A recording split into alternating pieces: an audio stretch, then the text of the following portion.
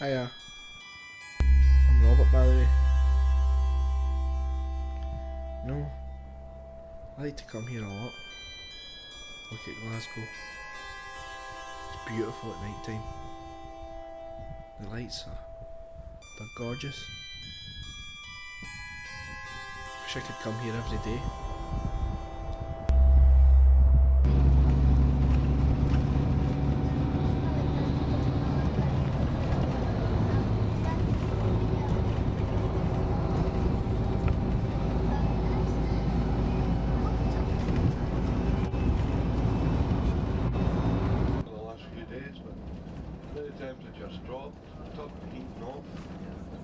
Feeling cold or you want the air on or anything like that, it's not a snow.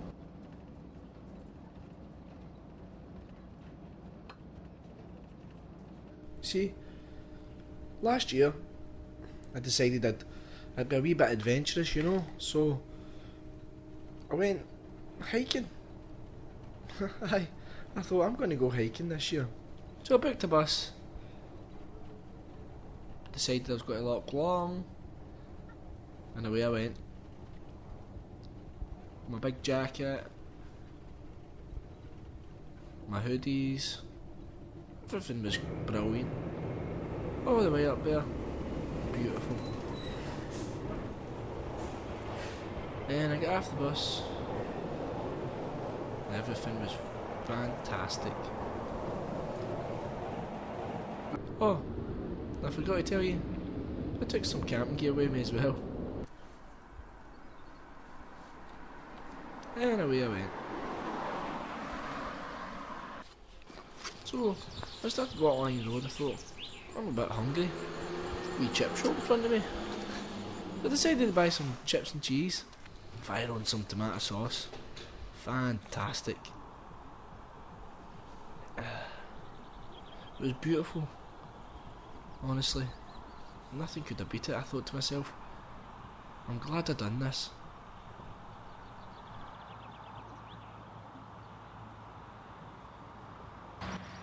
Then I looked at the hill that I was going to climb. I thought to myself, what am I doing this for?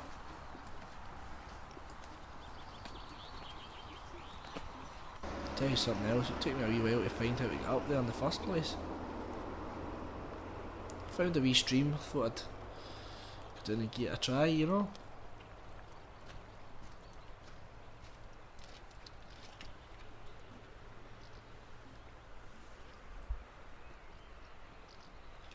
I like the look of the water, so I thought I'd give my face a wee splash, try and cool myself down a bit.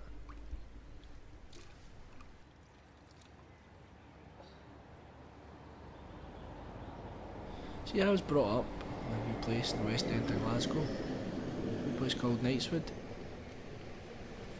It was great. Couldn't have asked for a better upbringing if I'm being honest. I went to Knightswood Primary School, had a lot of friends there, a lot of family went there as well, so I wasn't very short of friends if I'm being honest.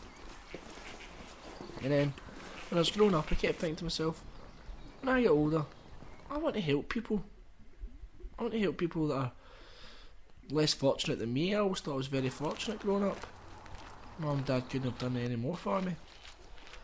So, I'm a charity worker now, and to be honest, I'm living the dream. I'm helping kids with disabilities, kids that are homeless, kids that have been in terrible accidents.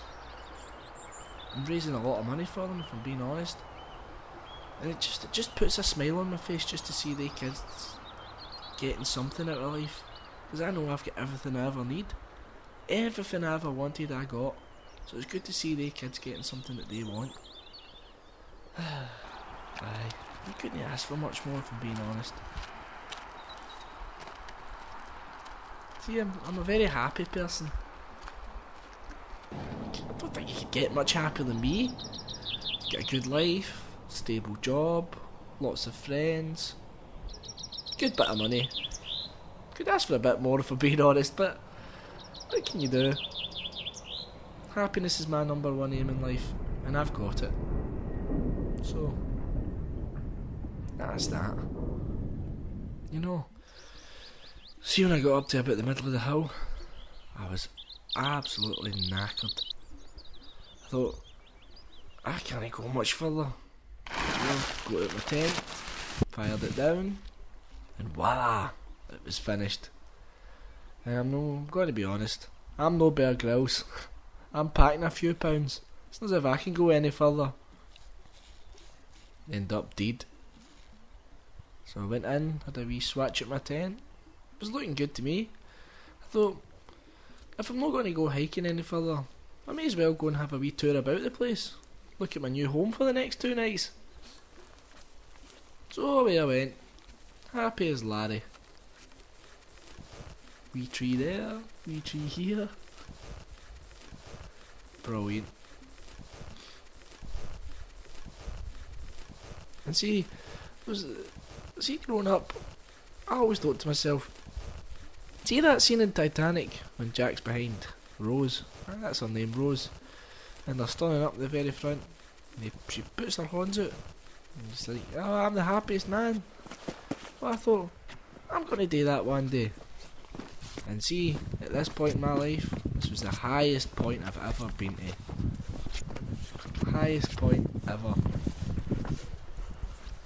And I said, I'm the happiest man in the world!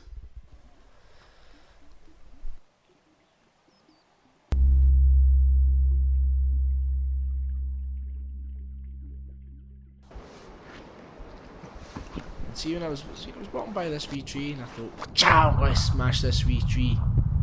Get the water off it. Brilliant. Felt like Jackie Chan or something, you know. But aye, as I was saying about being balanced and my walking, it was never really good, but I didn't care. Oh, and away I went again. Slipped. Didn't know what to do. I thought, I'm just going to keep going forward. You know something else? I was busting for the toilet. And it's not as if there was anywhere else round about I could go, so I done a pish in this wee, I wouldn't call it a lake, if I'm being honest. I'd call it a chemistry plant's pond. But see by that point, I could see the sun starting to set. I thought, I need to get back to my tent. And you know that yourself. It starts to get dark at night. And I start to get scared. I might love everything round about me, but when it starts getting dark, I'm no James Bond. I can't run about shooting people. So I went back to my tent. And by this point I was knackered. I couldn't have went any further. No chance. It was freezing. Absolutely Baltic. It's colder than what it is tonight, man, if I'm being honest. And then see when I was in my tent, I was shattered.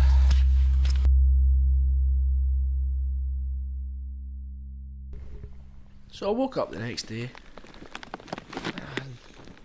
I was really, really tired, but my mind was telling me, get up, go for it.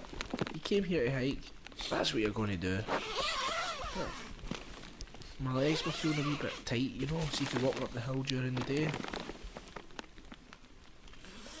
So I remembered something I'd learned in school. Some warm-up routines, you know. I thought I'd put them into practice. My teacher would have been proud of me. I looked down the hill, everything was good.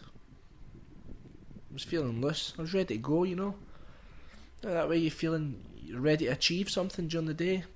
Well, that's the way I felt that day. I felt like I was ready to achieve. So I started off again hiking, way up the hill, looking at the new scenery. By the time I got to the top, my legs gave in. I was knackered. So the further up the hill I got, the more tired I was getting. So I decided that I would have a wee rest. Seen this tree, I thought it would keep me out of the rain, so I sat under the tree.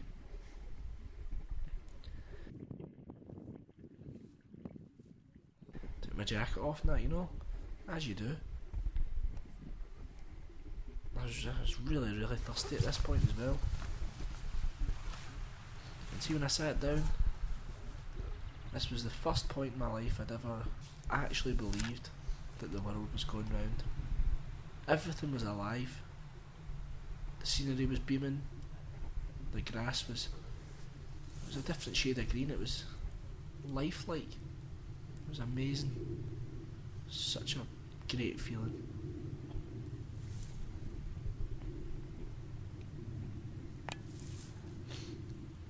And then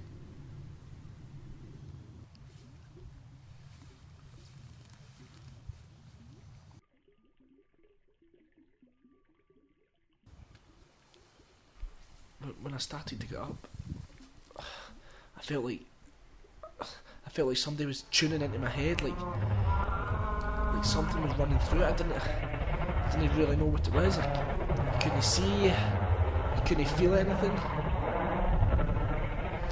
I didn't know what to do. I didn't know what was going to happen to me. It was, see when I fell, that's when I realised what had happened to me. You remember I was telling you that I could feel the earth revolving and stuff, all these big things in life. I hadn't realised it was a small thing the whole time that was killing me. Did you know there's 76 different species of spittlebugs and only one of them is poisonous? Well, that day, spittlebug acid, the poisonous one, get into my bottle. And that whole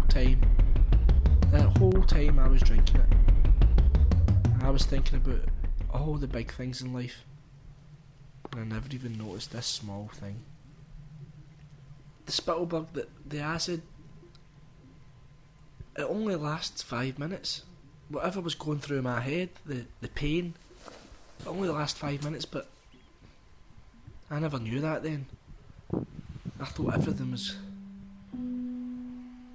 falling apart. And from that moment on, that's when everything's went wrong for me. I mean, I went up there just to enjoy life, just to see everything as it's meant to be. And it was my downfall. I've done nothing but help everybody in my life. And this happens to me. Well, that happened to me. I mean, have you ever had something like that happen to you, where you couldn't see and everything's went wrong? I was helpless. Way up there, nobody to help me. I was in agony. I kept thinking to myself, I don't deserve this. I mean, have you ever deserved that much pain in your life? I know I certainly didn't. I never ever thought I made many mistakes in my life, but the one mistake I made that day was moving. I should never have moved for that spot. I should have just stayed there and waited for help, like anybody else would have done. But that's just me, trying to take everything on my own shoulders.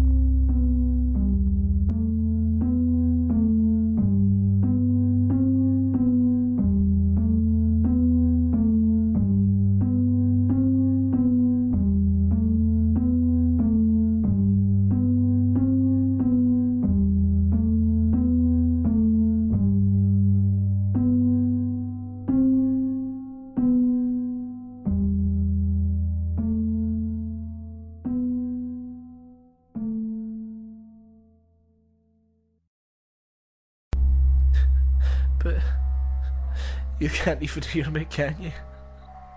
Because I'm stuck here in this place. Because I'm dead.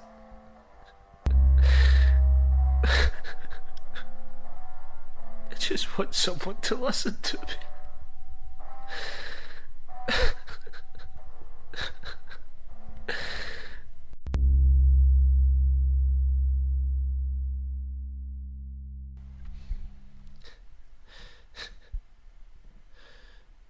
See you later.